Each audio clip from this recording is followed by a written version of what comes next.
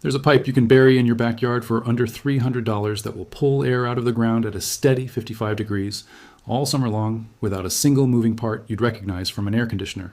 No compressor, no refrigerant, no monthly bill that climbs every July. And the wildest part isn't the cost. It's that the ground has been doing this quietly, for free, since before anyone had electricity at all.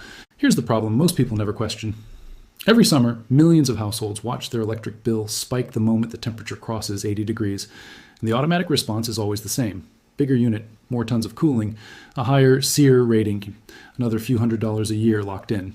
Air conditioning works, but it works by fighting the heat head-on, compressing refrigerant, burning electricity nonstop, wearing down a compressor that starts degrading the day you plug it in. It's a solution that requires constant input to keep working. The moment the power goes out, so does your comfort. But 4 to 6 feet under your lawn, something strange is happening that has nothing to do with any of that. Go deep enough, and the soil stops caring what the surface is doing. It holds close to the region's average annual air temperature, for most of the temperate United States, that lands somewhere in the low to mid-50s Fahrenheit, whether it's 100 degrees above or well below freezing. This isn't folklore.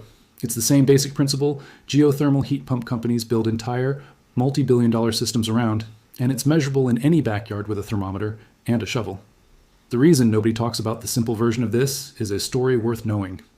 Long before refrigeration existed, entire cities in the Persian Plateau, brutally hot, bone dry, centuries before electricity, stayed livable using exactly this principle. Cunnets, underground channels that move both water and cool air, ran beneath homes and marketplaces, and windcatcher towers pulled surface air down through those cool underground passages before releasing it into living spaces.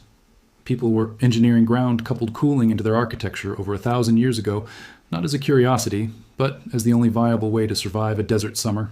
Variations of the same idea show up independently in traditional farmhouse construction across parts of Europe, where cellars and stone-lined air channels kept both food and living space naturally cool. The physics behind all of it is simpler than it sounds. Soil is a poor conductor of heat compared to air, which means the temperature swings happening on the surface take months to physically travel down through the ground. By the time a heat wave from July would theoretically reach 4 feet down, it's already autumn on the surface, and the ground has moved on. So the cool air coming out of a buried pipe in the middle of summer isn't some mysterious constant. It's essentially winter's chill delivered on a 6-month delay. Moist soil also conducts heat noticeably better than dry soil, which is part of why this works best in yards that get some regular rainfall rather than in bone-dry desert ground. So if the science checks out and the history is centuries deep, why isn't every contractor installing these? The honest answer isn't a hidden conspiracy. It's mundane and a little frustrating. Earth tubes don't fit neatly into most residential building codes because they're not standardized equipment. They're a DIY-adjacent passive system, and most HVAC contractors make their margin selling and servicing mechanical equipment, not digging trenches. There's also a real, well-documented engineering problem that scared off a lot of early adopters. If a buried pipe isn't sloped properly, warm, humid air condenses inside it, water pools at low points, and you get mold and musty air pushed straight into your house. That's not a myth industry groups invented to discourage you. It's a genuine failure mode of badly designed systems, and it's the main reason building scientists treat earth tubes with caution rather than enthusiasm. The fix, though, has been known and used for decades, mainly in the European passive house building community, where ground-coupled air heat exchangers are a recognized, studied technique for pre-cooling and pre-warming incoming ventilation air.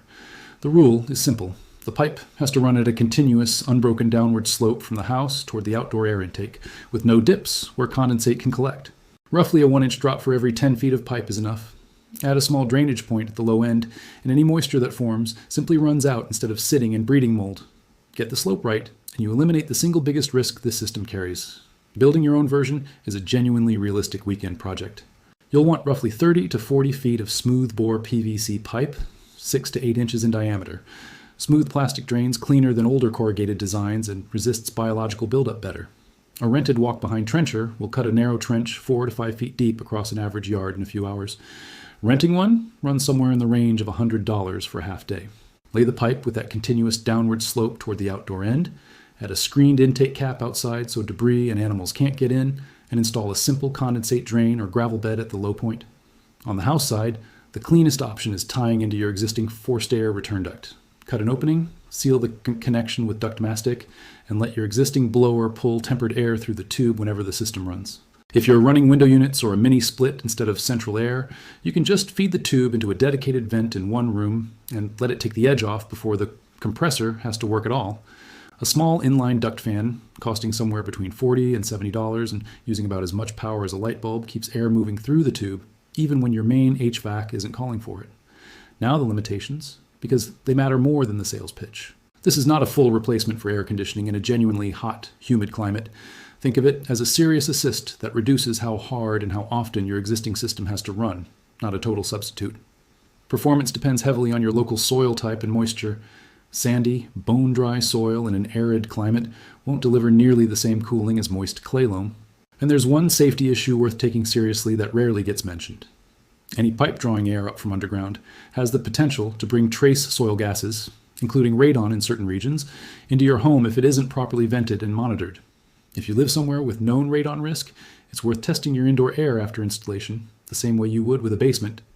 It's also worth checking your local building code before you dig, since passive ventilation rules do vary by jurisdiction. Don't assume it's automatically permit-free where you live. None of that erases what this actually is, a technique that predates the power grid, still grounded in real physics, still capable of meaningfully cutting your cooling bill for the cost of a weekend and a few $100s in parts. It's not magic, and it's not a secret anyone is actively hiding from you. It's just a piece of low-tech engineering that got quietly outmarketed by an industry built around selling you machines instead of teaching you to use the ground you're already standing on. Sometimes the most overlooked fix isn't buried by anyone. It's just sitting there under 4 feet of dirt, waiting for someone patient enough to dig it up. That's the kind of fix we chase down here at Hidden Fix Lab. Real, workable, and yours to build with your own hands.